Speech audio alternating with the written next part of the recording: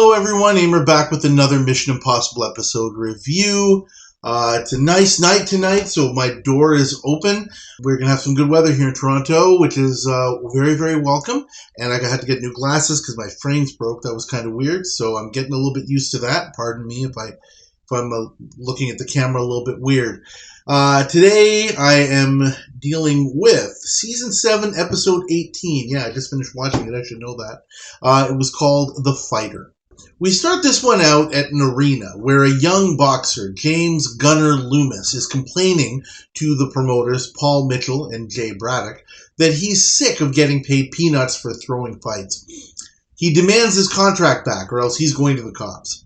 Mitchell is upset as Braddock opens the door for his hitman, who takes Loomis out in the shower. Jim gets instructions at an office. The mission: Braddock is a syndicate man and is using promoter Mitchell as part of his scheme to fix fights and put big money into syndicate coffers. The IMF must expose them and put them out of business. We get the usual type of apartment scene and then cut to boxing action where Mitchell's daughter Susan is cheering on her up-and-coming boyfriend Pete Novick, who wins his fight fairly handily. Jim and Barney hold the armored car drivers at gunpoint and make off with the night's take, while Willie puts a remote control in Pete's car. Casey shows up in Pete's locker room as a reporter wanting to do an interview, so Pete breaks his date with Susan for the promotion opportunity.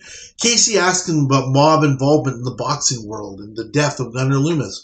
He says he's smart enough to keep his mouth shut about any such thing and turns off her recorder. But of course the IMF is still recording and listening despite that. Pete offers to have a more casual interview at his home, and Casey accepts. Mitchell and Braddock are incensed at losing $37,800, wondering who would be so audacious as to take on the syndicate. Barney comes into the office and says his name is Spanner. He wants to buy Novick's contract, offering them exactly as much as was stolen that night. And Mitchell stops angry Braddock's attempt to shoot Barney, figuring that they're dealing with people who have the wherewithal to play for keeps. On the drive to Pete's place, Jim and Barney follow in the IMF van. Casey uses the knockout ring to inject Pete with a drug that makes him unstable. Willie comes towards the car with a motorbike as Pete passes out. The IMF stage a fatal accident, and reporter Casey takes pictures which hit the morning newspapers, and Pete is put back in his bed. The next morning, Pete is woken by Casey arriving at his home, and she tells and shows him what happened, saying that she was hired by a fellow named Spanner who was very interested in Pete. Pete slaps her, but Casey says he'd better watch himself because she can put him away for murder. Pete goes to Barney's office and is told that the whole thing can be swept under the rug if he leaves Braddock and Mitchell and comes to work for Spanner. Pete talks to his current bosses about his predicament and is told to lie low while they figure out what to do. Next to visit is Willie as Manning from the Attorney General's office about the robbery that wasn't reported. Willie says he knows about Spanner and the entire racket that Braddock and Mitchell have going, and the two of them are in way over their heads. He offers them the chance to testify against their syndicate masters in exchange for protection. But of course Braddock isn't interested. Mitchell goes to see Barney to try and make a deal, but that goes predictably nowhere. Susan comes over to see Pete and tells her what happened. She offers to try to help by talking to her father, who disapproves of her relationship with Pete. And he tells her that she needs to stay away from the crooked world that he's a part of. She says she intends to make a life with Pete. She gets slapped as well, running away in tears. Braddock says that he and the organization have decided that the path of least resistance to fix their problem is to have Novick killed. He knows too much. Braddock calls his associate Lawson to arrange the hit, but the IMF intercept the call with voice man Dave taking over, telling him that a man named Dave Riker will be sent. Mitchell gets cold feet at the prospect of an actual murder in this case, but Braddock tells him it's too late to turn back now. Jim as Riker meets the two at a Japanese restaurant, and they tell him that the hit is to be done tonight. And they'll be watching, as Braddock wants to make sure Pete's dead. Mitchell doesn't want to stick around, but Braddock insists. Dave then calls Sue using Pete's voice, telling her to meet him near a hotel. Barney and Willie pick her up, and Casey dons a Sue mask. As Jim arrives to conduct the hit, Mitchell sees Casey as Sue get out of the car and head into the house.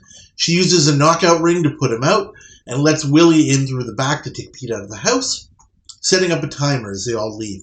Braddock tries to stop Mitchell from going after Sue, but he breaks free and approaches the house, just as it is racked with the explosion. Mitchell goes to the office and starts clearing it out, telling Braddock he's through. More slaps ensues. Braddock tells him to get a hold of himself. Jim arrives for his payoff, and Willie comes into Mitchell's office. However, he's still not ready to testify.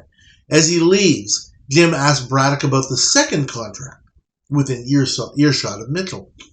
Braddock, of course, says he doesn't know anything about another hit, and Mitchell is incredulous, and he just witnessed 2 deaths that Braddock engineered, and Mitchell figures he's next. Braddock says that's ridiculous, and he'll prove it by killing Jim, asking Mitchell to go find him and bring him back. Mitchell heads downstairs, where Jim grabs him and brings him into the arena, down towards the ring. Braddock follows and is about to shoot, but Willie takes him out and his shot goes wild. Willie knocks Braddock out and rescues Mitchell from Jim, and Mitchell says he's ready to talk. We then finish with a mega happy ending, where we learn that Paul Mitchell's testimony has proved beneficial, and he'll have to serve some time, but Susan will visit him, and she and Pete Novick will wait for him to be out. Mission accomplished. I'm going to give this episode a grade of D. There are some good things here. William Wyndham is good as an actor. You can't really have a bad episode with him. He's one of those actors who has been in, I'm quite certain, I have to go back and double check, but I'm pretty sure he's been in an episode every season going back to season 1. Same for Joe Moross as Braddock. This is not a great script, not at all, in my opinion, but, they make the best of it. I also think that Jennifer Shaw, who plays Susan, is good. It's a little bit hard to tell. This is a bit of an unusual episode in terms of the characters themselves, and I'll talk a little bit more about that later, because Susan Mitchell is really an incidental character, as I pointed out in several other episodes. I think that Jennifer Shaw was basically directed and told to play her in kind of this very, I don't even have a good word for it, but in kind of like this overly girlish, innocent way, which I get in an effort, obviously, to make her sympathetic. It's a little weird, though. Like the vibe that I get from it is not exactly what I would expect or for that premise. There are so many callbacks in this episode to previous episodes of Mission. Going back to the opener of season 2, The Widow, it reminds me of that for the very, very simple reason that was also an episode that featured William Wyndham and Joe Moross. Those two play very, very well off of each other, and I think that they do a good job of playing off each other here. But in terms of the quality of the scripts and the stories, there's no comparison. That episode, The Widow, was much, much better than this one. Some other callbacks. This episode is basically a remake of last season's episode Blues, which also featured William Wyndham. He was a very, very, very different kind of character then, though I would argue that, he was, how you doing, Mr. Gorman, right? You remember that one, where I commented that character was pretty lame.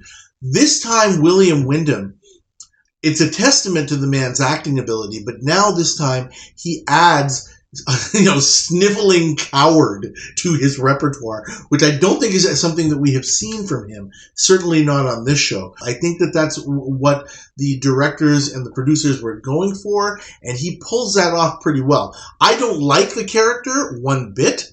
I think it's pretty ridiculous to put William Wyndham in that situation, but that's what they were clearly going for, and he does pull it off. Also, you can't help but go back to season 3 in the 2-part episode, The Contenders, with, all of this action in the boxing ring and all of that sort of thing. And I commented in the review for that one that, boy, that was also not a great episode. You can go back and look at my review for that one. Same premise, again, about, underworld involvement in the sports world. Some other small callbacks. I was actually reminded of the episode in season 2, also a 2-parter, called The Slave. That was the one where the IMF was trying to, get rid of slavery in the Middle East. And it struck me that the IMF kind of used Susan Mitchell in the same sort of way that they used Princess Amara in that episode, putting her through, some kind of this emotional roller coaster for the greater good. It's the same kind of premise, I think. And it also struck me in thinking about that I failed to comment on the fact that in that episode, The Slave, I'm going to go back and do that one again. That's one I have to do because I got a copyright claim on that one. Actually, I think I used too much footage from the show. That Amara was an incidental character in that one as well. One of the first, probably the first, now that I think about it. You wouldn't see it at first. She's probably not the best example of one, but she definitely is one. So I'm going to have to add that when I go back and redo that review. Also, some things that I see callbacks to. The name Dave Riker is used for Jim. We just saw that a few episodes ago in Boomerang, so they've used that name again. We also have Voiceman Dave, who we had in the episode Movie some episodes ago, about 10 episodes ago. So it was interesting to see him back, the same actor again. Also, it reminds me, and this I think is probably one of the most grating things of all about this episode, it also reminds me of the season 7 opener Break, in terms of how easy it seems that for the IMF to just kind of bust in and take syndicate money. It was just such a piece of cake for them in that episode, and here it doesn't seem a lot more complicated, where Barney and Jim basically, just rip off of Braddock and Mitchell. And it occurs to me, if it's that easy, the IMF does it like it's it's Tuesday for them. It's just really striking why conventional law enforcement has such a tough time against these kinds of underworld characters. Going to the stuff that I find that is not good. I've already mentioned that this story is not terribly interesting. It's extremely predictable. It's very, very cookie cutter. Where it's not cookie cutter, it's almost, I wanted to say cartoony, but I don't think that that's the right word. It seems to me that these characters, especially Paul Mitchell and Susan Mitchell, even Pete Novick to some extent, these people are caricatures almost. I almost don't even really see, I don't see them as real characters. They almost seem like caricatures of people. I don't know why they strike me that way, but they do.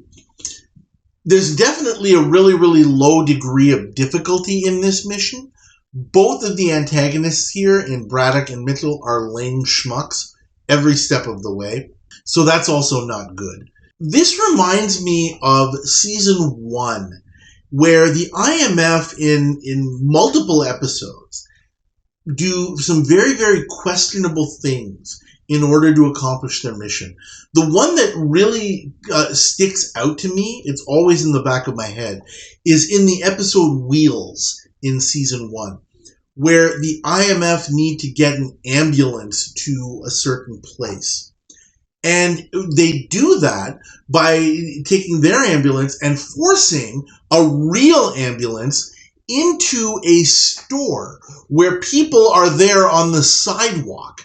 And I'm just like, you're literally willing to kill people to accomplish your mission, like innocent people. Like that really, really bothered me. I didn't make too much of a big deal of it there, but I definitely did point it out. And here we've got kind of similar techniques, which are bothersome.